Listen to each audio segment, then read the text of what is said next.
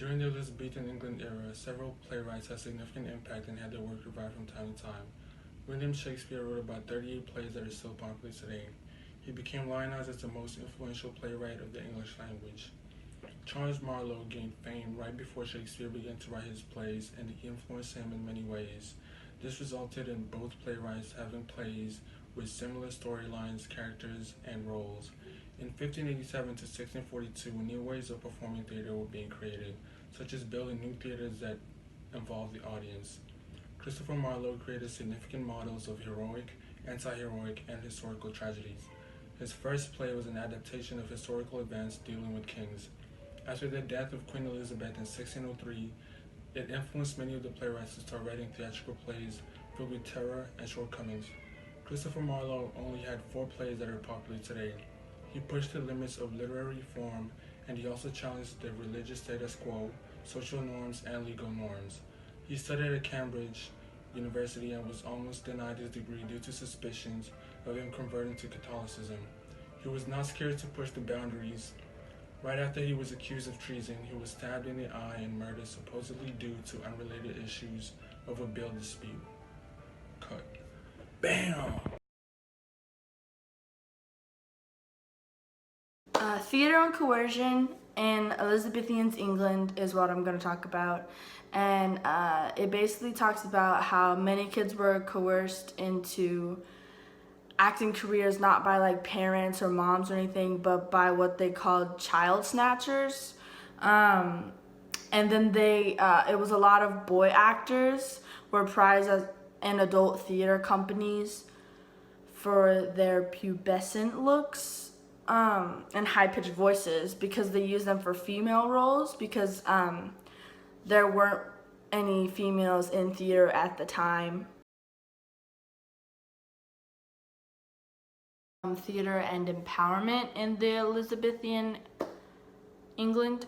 And so what I think is kind of cool is interesting about it is even though there weren't women playing the female parts in Shakespeare's plays,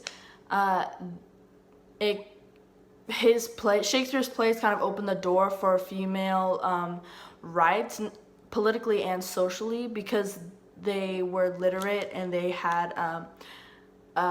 were kind of equal to men in his plays, and that was one of the first times anyone had really seen that, and that's why a lot of people in the time, like in the era, they didn't really like Shakespeare's kind of ideals. We didn't really start thinking of him as a really good writer until after.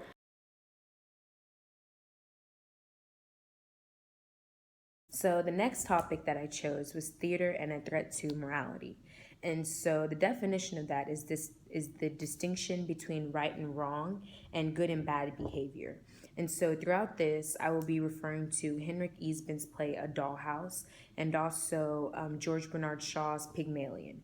And so in Ibsen's play, it was good behavior for a man to protect his woman, which you would also see in today's society, which is why it's so common.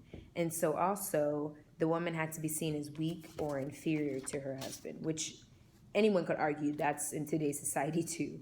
And so in Ibsen's play, A Dollhouse, the main character, Trevold, discovers his wife, Nora, her criminal past. And so I'm doing this because he thought that she was a criminal because she lied to him and she thought that she could do things without him. And so in the Elizabethan era, this was looked down upon because the woman, she had to take care of everything, which is why, leading to my next point, the superior Elizabethan woman would have to marry rich and fix themselves up for marriage.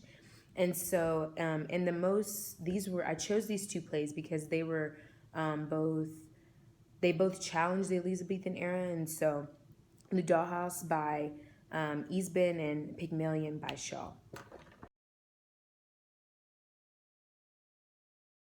Although much is not known about the regulations of theater in this time period, some of it can be left to speculation.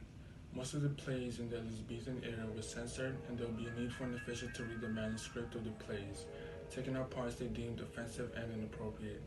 A branch of the government existed that made sure plays did not present politically or socially sensitive material. Due to the lack of toilets, the audience relieved themselves right outside the theater. This improper sanitation may have been responsible for the plague outbreaks. The theater allowed for the mixture of different social groups and also prostitutes. It also encouraged workers to leave their jobs in order to attend a play. This was because theater performances could not take place at night or in bad weather and needed to take place during the day. Playwrights such as Ben Jonson sometimes got in trouble with the authorities for the extreme language that he used in his plays.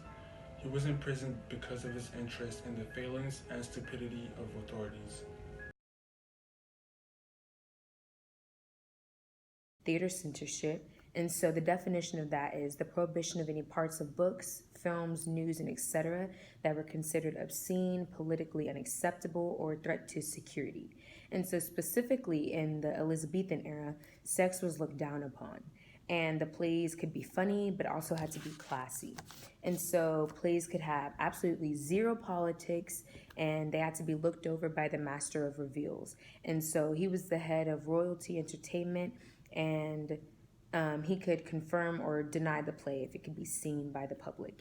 And so lastly, Shakespeare challenged these rules, which is why he's so famous for his plays and his sonnets. And so examples of this would be Romeo and Juliet and their sex scene and the language in Macbeth.